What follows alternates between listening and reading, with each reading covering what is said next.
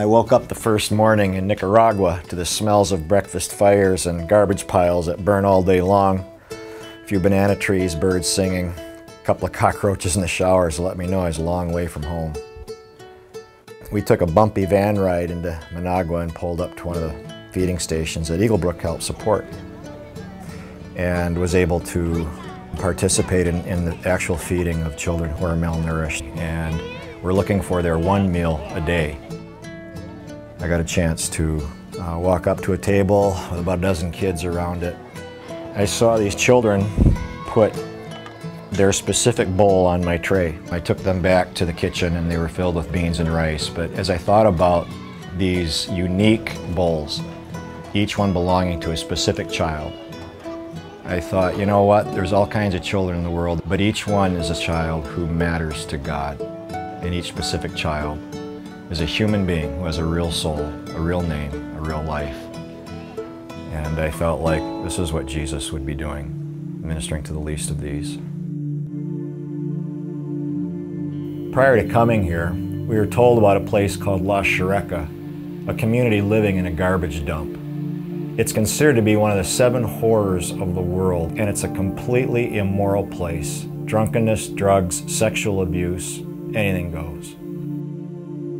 As we drove into the entrance of this dump, saw the garbage piles burning and random people walking by, some with piles of garbage on their backs in plastic bags. They were looking for any kind of metal, any kind of plastic bottle that they could put in their bags and recycle it. We came into an area where there were shanties. They put together by plastic tarps, by sheet metal, and this is where 3,000 people live. I thought to myself, this is what hell looks like. And the smoke rising and so forth, and I thought, this is not what God made humanity for. This is not what God planned for these people. It was like the movie Waterworld or Lord of the Rings. It was coming into a different world. And here in the middle of this place is a school. 350 children from the garbage dump. And here these children are dressed in their white uniforms and running around in the playground and sitting in their classrooms, being educated and also being taught who Jesus is. These children would run up to me. There was one little girl who clung on right away. She looked at me and I looked at her and we both smiled at each other, and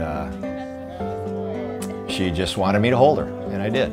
And then it was time for us to go, and she gave me a kiss on my cheek, and I gave her a big hug and swung her around and put her back down and said adios, and she said adios. You know, Mother Teresa used to talk about the fact when you minister to the poor, you're not just ministering in Jesus' name, you're ministering to Jesus himself.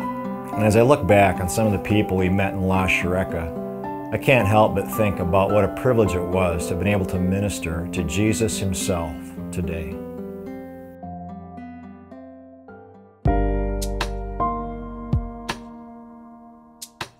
My prayer on this trip has been, God, change my heart. Do whatever you want to do in my life. And what I've come away with is, you know, I can't feed every starving child. I can't minister to every person on the globe. But what I'm learning is, you know, Jesus didn't heal everybody. He didn't reach everybody. But when his life intersected another human being's life, he responded. And so what God is teaching me these days is, Bob, whenever your life intersects another human being and you can discern what their need is, just respond. It might be just a quick prayer, it might be a smile, it might be feeding them a meal. And it doesn't have to be on a missions trip, doesn't have to be overseas, can be right at home. And I'm trying to make that a part of who I am. I fail, I get selfish, but more and more I am trying to look at every person as Jesus would, and how would he have me respond to each individual that God brings across my path.